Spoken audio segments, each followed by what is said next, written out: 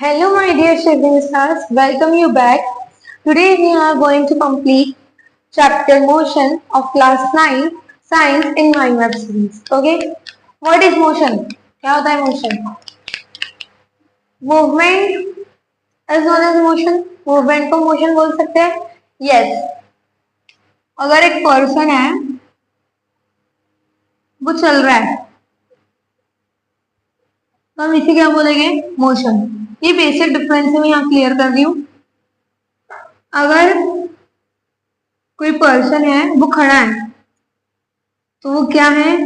Rest है. ये basic difference है. देखते हैं आगे. ठीक है. So what is motion? Definition क्या है? An motion is said to be an motion when its position change with time. जैसे जैसे टाइम, देखो क्या बोला उसने, जैसे जैसे टाइम रहेगा वैसे जैसे पोजीशन क्या होगी? चेंज होना चाहिए. मतलब सपोज ये एक ओरिजिन है, देखते हैं हम ये वाला भी, लेकिन पहले ये देखो, we need point of origin. ये पॉइंट ऑफ ओरिजिन का मतलब क्या होगा? We need point of origin. हमें पॉइंट ऑफ ओरिजिन लगेगा देखने के लिए मोशन हो रहा है या नहीं हो रहा है. ठीक है. तो क्या होता है motion? An object is said to be in motion when its position change. जैसे ये समझ लो ये पॉइंट है, यहाँ पर एक पर्सन खड़ा है, राइट.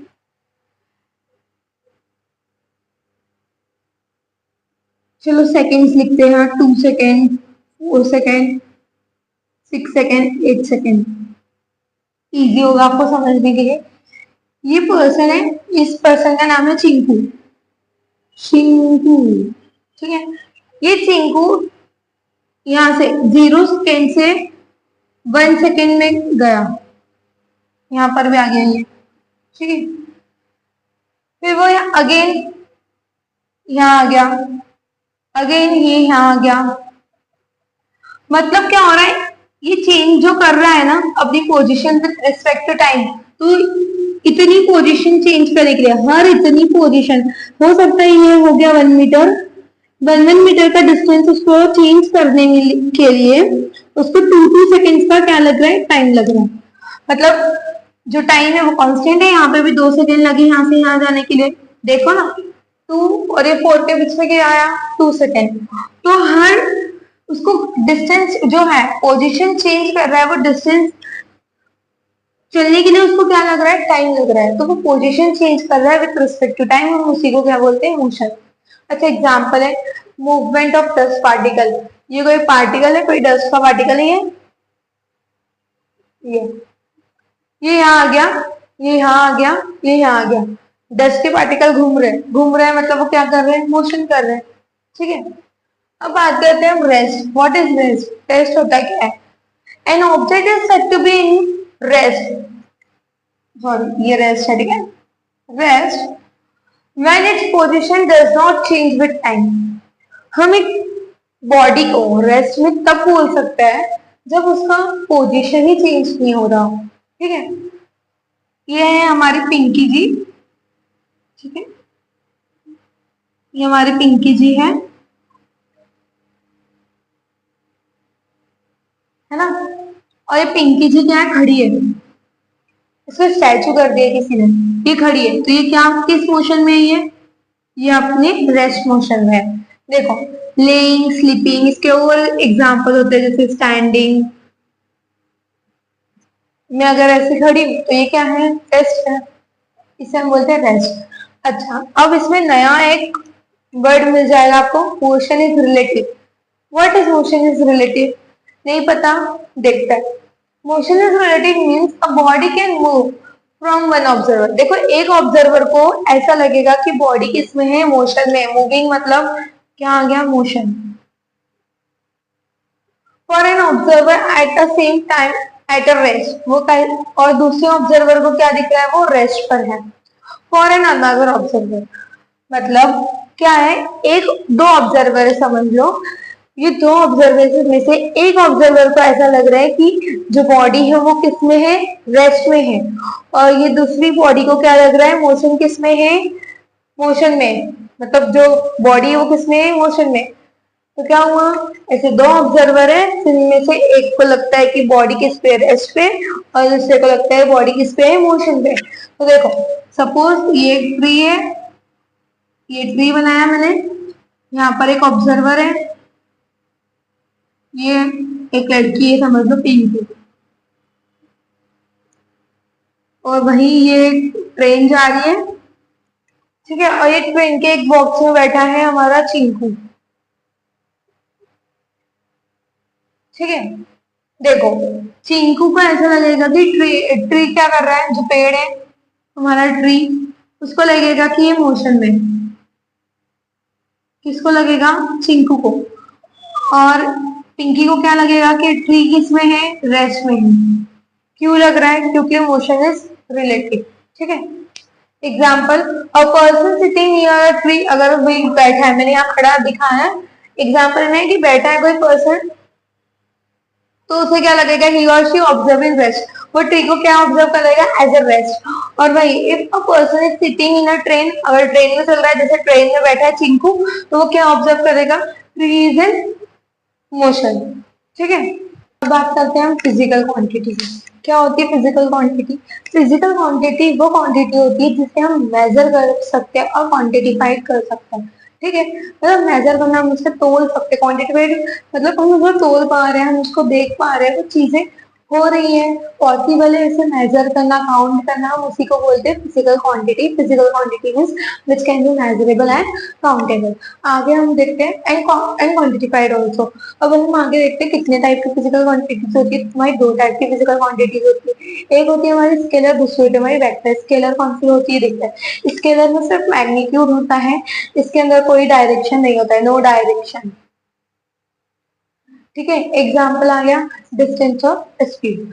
हम बात करते हैं वेक्टर। वेक्टर क्वांटिटी क्या होती है, जिसके पास मैग्नीट्यूड और डायरेक्शन दोनों होता है। अच्छा, मैग्नीट्यूड का मतलब होता है कोई डिस्टेंस, ठीक है ना, ओके, और डायरेक्शन दोनों होता है। अब बात करते हैं इसके एग्जाम्पल्स की, तो इसके एग्जाम्पल है डिस्प्लेसमेंट और वेलोसिटी। अब बात करते हैं डिस्टेंस और डिस्प्लेसमेंट में डिफरेंस क्या होता है। देखो जो डिस्टेंस होता है ना, वो एक्चुअल बात होता है। सपोज ये है हमारी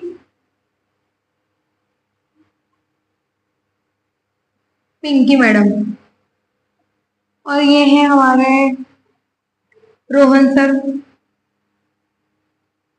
ठीक है। पिंकी और रोहन को हम लेते हैं। पिंकी के घर से रोहन के घर का रास्ता कुछ ऐसा है, पहले यहाँ जाना पड़ता है, फिर ऐसा, फिर ऐसा, फिर ऐसा ऐसा।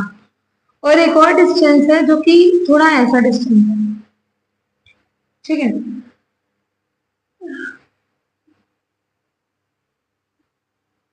अब समझ जाएगा शायद आप लोगों को क्या है ये,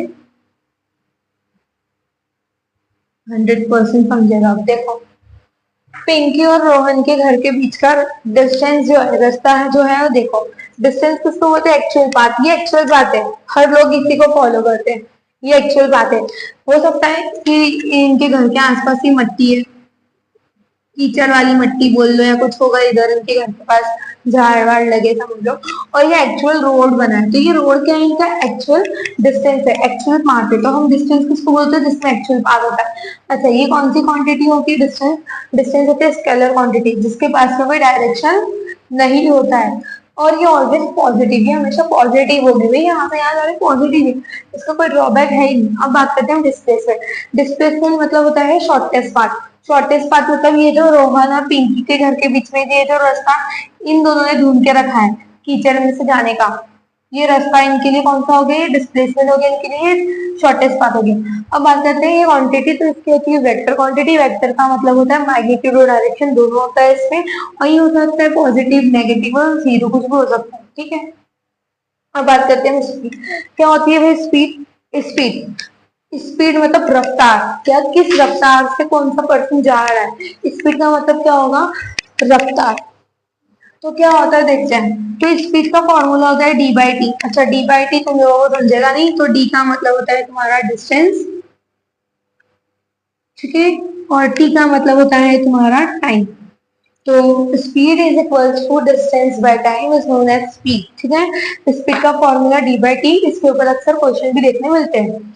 अब बात करते हैं एवरेज स्पीड की। तो एवरेज स्पीड क्या होती है? एवरेज स्पीड मतलब हो सकता है बीच में टाइम कम ज्यादा हो जाए, हो सकता है कि जो डिस्टेंस है वो बहुत ज्यादा है तो बीच में कम ज्यादा टाइम से वो डिस्टेंस कवर करता हो, तो हम इसी को बोलते हैं एवरेज स्पीड। तो डी टी का मतलब होता है, यहाँ पर लिख रही हूँ मैं, D T is equals to total time.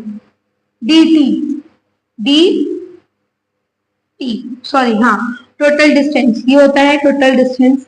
अब बात करते हैं हम टी टी। टी टी का मतलब होता है total time, total time.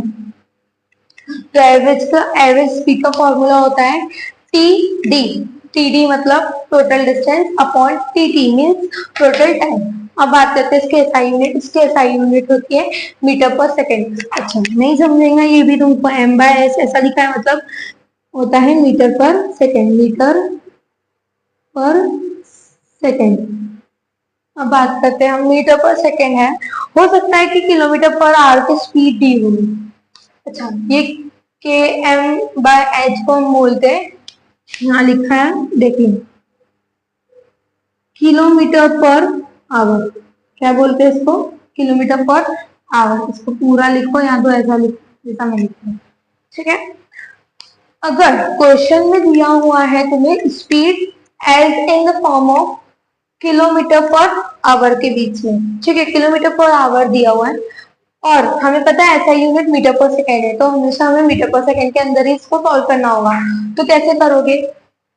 Basic का फॉर्मूला है, किलोमीटर पर आवर को 5/18 से तुम मल्टीप्लाई कर दोगे तो तुम्हें आंसर आ जाएगा मीटर पर सेकेंड में। ठीक है, यही इतना था, ये बहुत बेसिक है और ये आना चाहिए। ठीक है, इसमें से अक्सर क्वेश्चन देखने मिलेंगे, स्पीड के ऊपर बहुत क्वेश्चन देखने मिलते हैं और होता क्या है ना, स्पीड हमेशा क्वेश्चन में किलोमीटर पर आवर में दिया रहता है, तो प्लीज इसको ध्यान रखना कि हमें मल्टीप्लाई करना है 5/18 से, तब जाके वो कन्वर्ट होगा मीटर पर सेकंड में।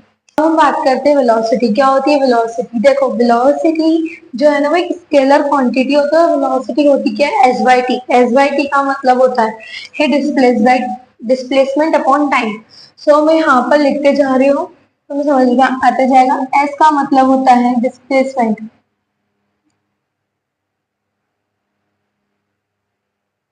एस का मतलब होता है डिस्प्लेसमेंट, टी का मतलब होता है टाइम। ठीक है, जो वेलोसिटी है ना वो डिस्प्लेसमेंट बाय टाइम होता है। जो डिस्प्लेसमेंट होता है, डिस्प्लेसमेंट का मतलब क्या होता है?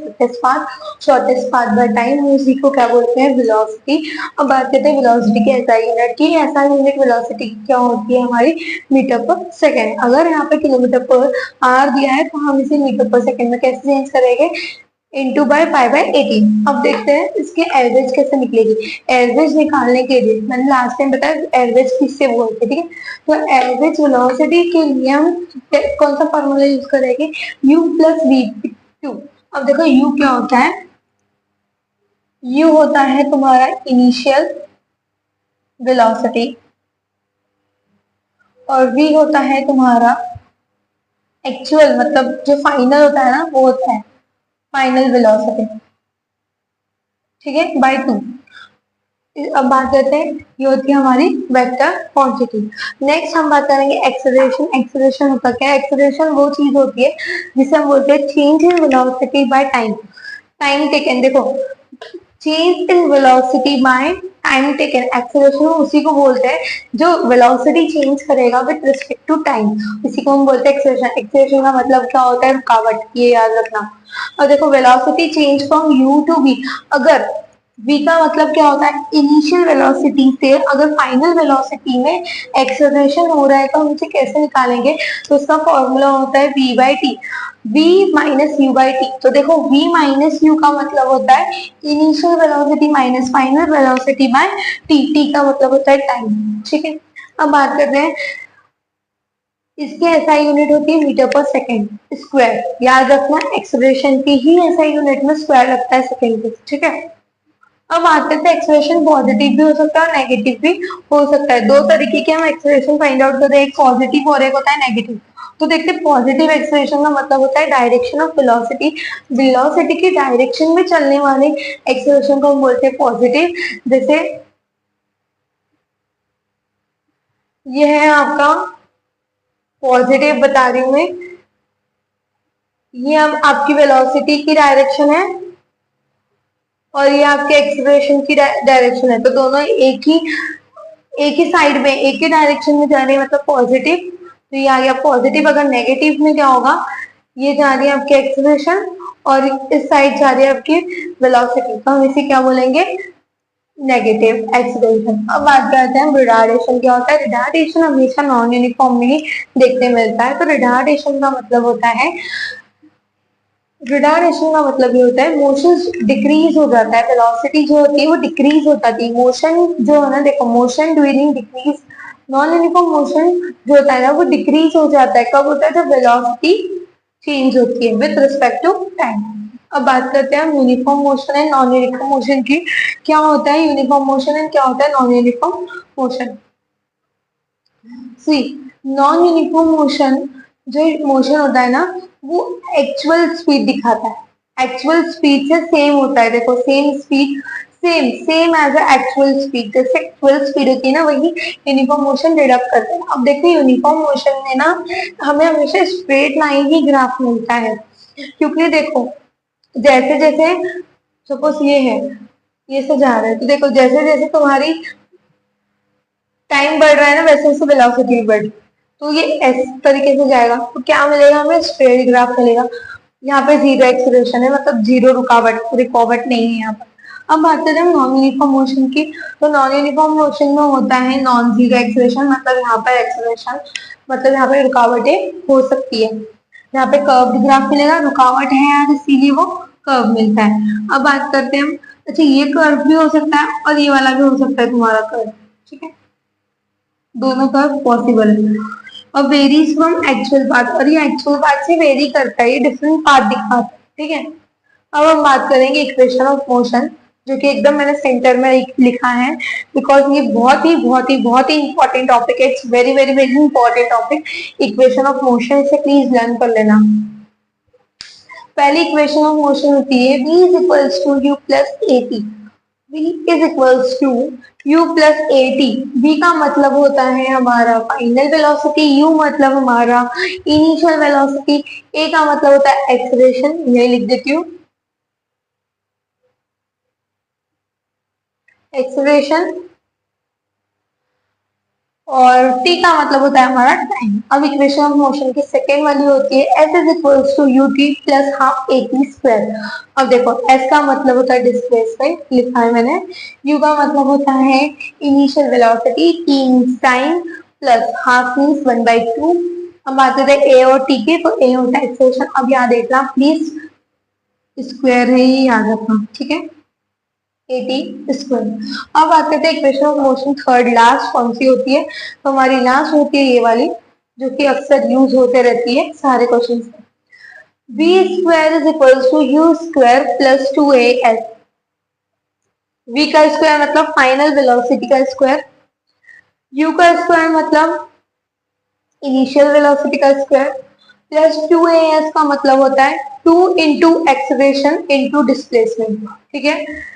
ये दोनों जो है ना बहुत ज्यादा यूज होने वाली इक्वेशन है, और ये इक्वेशन कब यूज होती है, जब तुम्हें क्या निकालना हो, डिस्प्लेसमेंट निकालना हो, ठीक है।